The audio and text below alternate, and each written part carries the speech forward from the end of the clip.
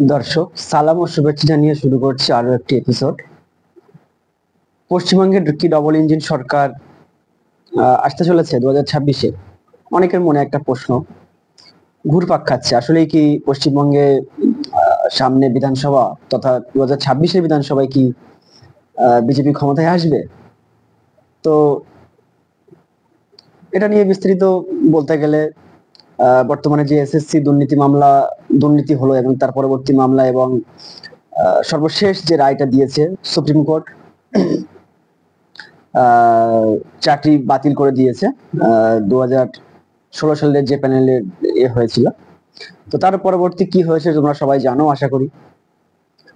তো এখন পশ্চিমবঙ্গে কি বিজেপি আসবে, কিভাবে বিজেপি আসবে? তো ইতিমধ্যেই পশ্চিমবঙ্গে মোহন ভাগবত সাহেব, দাদু বলা যায়, উনি এসেছে বেশ কিছুদিন আগে এসেছিল হুগলি বা কিছু ওই অঞ্চলে বা উত্তরবঙ্গেরও কিছু অঞ্চলে এসে উনি প্রচন্ড বক্তৃতা দিল। তারপরে ওনার সংগঠনকে আরো বৃদ্ধি করার জন্য উনি সচেষ্ট হলো। ঠিক আছে, তো এইভাবে উনি চেষ্টা করছেন বিজেপিকে কিভাবে সাপোর্ট করা যায়, তো উনি চেষ্টা করতে আছেন। তো তারপরেও যে বর্তমান যে ঘটনা প্রবাহ, এসএসসি যে দুর্নীতি হয়েছে এটার পরবর্তী কি ঘটনা ঘটেছে তোমরা সবাই জানো। এখন বর্তমানে আহ রাজ্য সরকার খুব সমস্যায় আছে বলতে গেলে। তো রাজ্য সরকার চেষ্টা করে আহ যাতে করে ভালো হয়, কিন্তু আসলে দুর্নীতিতে এমন ভেবে ভরে গেছে, কি বলবো, মানে সব জায়গায় দুর্নীতি দুর্নীতি আর দুর্নীতি বলতে গেলেই কে আবার এসে না আক্রমণ করে, বলতেও ভয় লাগে। তো দুর্নীতি বেশি হয় সেই সব অঞ্চলে আমার জানা মতে, যেখানে মানুষ বেশিরভাগ কুঁড়ে জাতীয়, কুঁড়ে বলতে আর কি একটু অলস প্রজাতির, সেই অঞ্চলে বেশি দুর্নীতি হয় স্বাভাবিকভাবে, আমরা দেখতে পাই। তো আমরা জানি পশ্চিমবঙ্গের মানুষজন খাটতে কম চায়, বেশি ফ্রিতে কিভাবে কি হয় এটা নিয়ে বেশি তারা চিন্তা ভাবনায় থাকে, এবং কিভাবে ফ্রিতে ইনকাম করব, অল্প কিছু ইনভেস্ট করে কিভাবে লাখ লাখ টাকা কোটি কোটি টাকা কামাবো, এই সব চিন্তা ভাবনা বেশিরভাগ বাঙালি বা পশ্চিমবঙ্গের মধ্যে লোকের মধ্যে দেখা যায়। আসলে পশ্চিমবঙ্গ বাঙালি বলে কথা নাই, এই ভারতীয় উপমহাদেশে এনাদের একটা মানে শরীরের ডিএনএর মধ্যেই বলতে গেলে মানে এই জিনিসটা সবসময় কুটুর কুটুর কুটুর কুটুর করে। ঠিক আছে, খেয়ে খাটতে হবে, খাটা অনেক কষ্ট, ওর থেকে বাবা বসে বসে এটা কিভাবে করা যায় এই সব চিন্তা। তো যেটা বলছিলাম, আচ্ছা এরই মধ্যে আরেকটা কথা বলি, বাংলায় অলরেডি একটা ট্রেজার এনএফটি বলে একটা সাইট ছিল, ট্রেজার এনএফটি বলে একটা ওই ইনভেস্টমেন্ট একটা সাইট ছিল। তো সেখানে 10,000 টাকা দিলে দিনে 300-400 টাকা এরকম একটা সামথিং দেয়। তো এরকম সিস্টেমে পশ্চিমবঙ্গের লোক সব থেকে বেশি, একটা জরিপে দেখলাম পশ্চিমবঙ্গের লোক সব থেকে বেশি। বাঙালি বা বাংলাদেশের লোক কিছু আছে, বাঙাল আরো ভারতের বিভিন্ন অংশে বা অঞ্চলের মানুষ, পাকিস্তানের অনেক মানুষ আছে, আরবের কিছু হালকা হালকা আছে। তো যাই হোক, যেটা বলছিলাম, তো এই লোভের কারণে, এদের অতিরিক্ত লোভ এবং অলস প্রজাতির মানুষ, বিশেষ করে আমাদের এই অঞ্চলের কথা বলছি, যার জন্য সব জায়গায় দুর্নীতি আমরা দেখতে পাই। এই দুর্নীতি হওয়ার মূল কারণটা যদি খুঁজি আমরা এটাই বুঝতে পারি। ঠিক আছে, এখন যেটা বলছিলাম, পশ্চিমবঙ্গে ক্ষমতায় বিজেপি কিভাবে আসতে পারে এটা নিয়ে ভিডিও বানাচ্ছিলাম। তো পশ্চিমবঙ্গে বিজেপি ক্ষমতায় আসার একটাই পদ্ধতি, তারা সেটা অলরেডি করেছে, যদিও ফেলড হয়ে গিয়েছে, কারণ এখানকার মানুষের অতিরিক্ত লোভ, যার জন্য হয়নি। তো তারপরে ওরা সাংগঠনিক ভাবে চেষ্টা করছে। আর সামনে যে বিধানসভা আসছে 2026 সালে, সেই বিধানসভায় তারা প্রচুর টাকা তারা খরচ করছে অলরেডি। আমরা বিভিন্ন চ্যানেলের মাধ্যমে, আমি যেরকম ইউটিউব বানাচ্ছি এরকম অনেক চ্যানেল, বা আমরা তো জানি গদি মিডিয়া যত সব আছে, তারা তো সব কেনাই হয়ে গিয়েছে, তাদের কাছে তাদের অনেক টাকা দেয় শুধু ভুলভাল নিউজ খবর করার জন্য, এই সব। তারপরে সাম্প্রদায়িক উস্কানিমূলক কথা, ঠিক আছে, কারণ সাম্প্রদায়িক উস্কানিমূলক কথা বললে কি ওরা হিন্দু ভোটটা এক জায়গায় করতে পারবে এবং মুসলিম ভোটটা আলাদা হয়ে যাবে, এবং তাদের একটা এখানে স্ট্র্যাটেজিক সিস্টেম আছে, এবং তারা সাইকোলজিক্যালি এই কাজটা করে থাকে সাধারণত, আমরা জানি। তো যেটা বলছিলাম,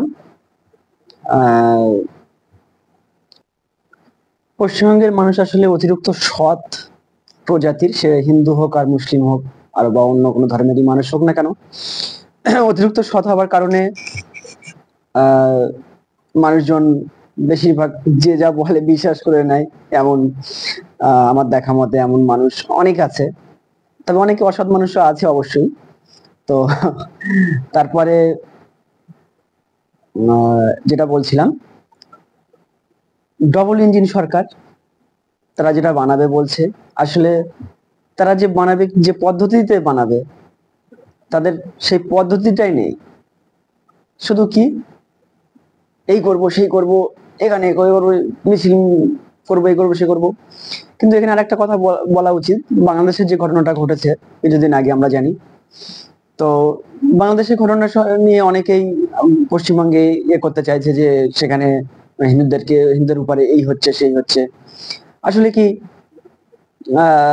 বিষয়টা কিন্তু বেশিরভাগ মানুষ জেনে গেছে অলরেডি, পশ্চিমবঙ্গের মানুষ জানে বিষয়টা। আর বাংলাদেশ যেহেতু কাছেরই একটা দেশ, এবং তাদের যেহেতু ল্যাঙ্গুয়েজও বাংলা, সেহেতু অনেকটা আমরা যেটা জানি বিষয়টা, মানে মূল যে বিষয়টা, সেখানে যে হাসিনা সরকার ছিল, সে যে স্বৈরশাসক ছিল এবং সে আয়না ঘর বা বিভিন্ন যেসব জেলখানায় বন্দী করে রেখেছিল, যাদেরকে বন্দী করে রেখেছিল তারা বিরোধী দল বা তাদের বিরোধী যারাই ছিল, সে সম্পূর্ণ রকম স্বৈরাচারী শাসক ছিল।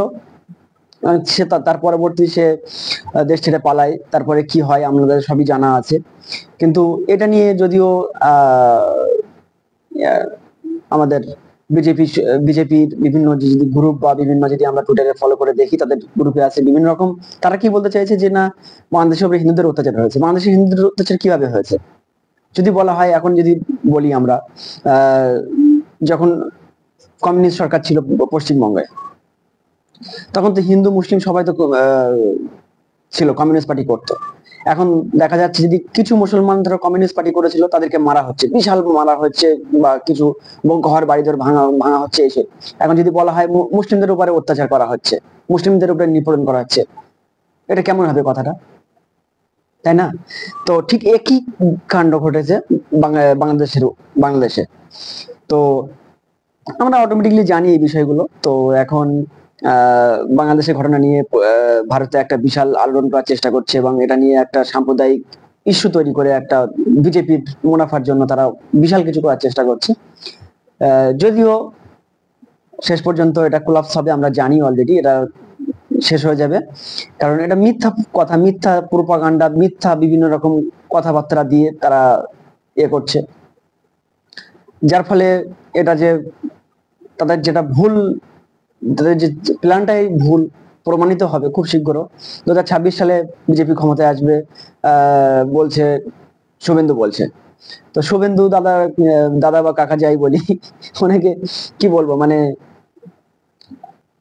মুসলিমদের এই করব, মুসলিমদেরকে ওই করব, বিশাল আমরায় উনি দু একটা কথা বলে এবং বেফাস এমন এমন মন্তব্য করে যেন সবাই আতঙ্কিত হয়ে পড়ে কি হবে না হবে। তো আসলে কি, উনি তো মুসলিমদের ইফতারে অংশগ্রহণ করেছে বা আরো অনেক কিছু খেয়েছে, সে কথাগুলো নাই বলি। তো পশ্চিমবঙ্গে মানুষ আসলে বোকা না, এই জিনিসটা বুঝতে হবে। আমি যেটা বলছিলাম, পশ্চিমবঙ্গের মানুষ বোকা নয়, এখানকার মানুষ যথেষ্ট খবর রাখে এবং যথেষ্ট রকম জানে, যদি একটু কুড়ে অলস প্রজাতির, এটা ঠিক কথা। এবং মমতা ব্যানার্জি খুব ভালো রকমই জানে, পশ্চিমবঙ্গের মানুষের পালসটা ভালো রকম বোঝে, যার জন্য তিনি সেই সিস্টেমের মাধ্যমে উনি রাজ্য পরিচালনা করেন। তো যাই হোক, আমি এই ভিডিওটা আর বেশি বড় করব না, 10 মিনিট অলরেডি হয়ে গেছে। তো পরবর্তীতে আরো ভিডিও আসবে। বিজেপি বাংলা ডবল ইঞ্জিন সরকার গড়বে পশ্চিমবঙ্গে কিভাবে, এই বিষয়ে আরো আমি নেক্সট এপিসোড গুলো নিয়ে আসবো। তবে এই পর্যন্তই ভিডিও থাক।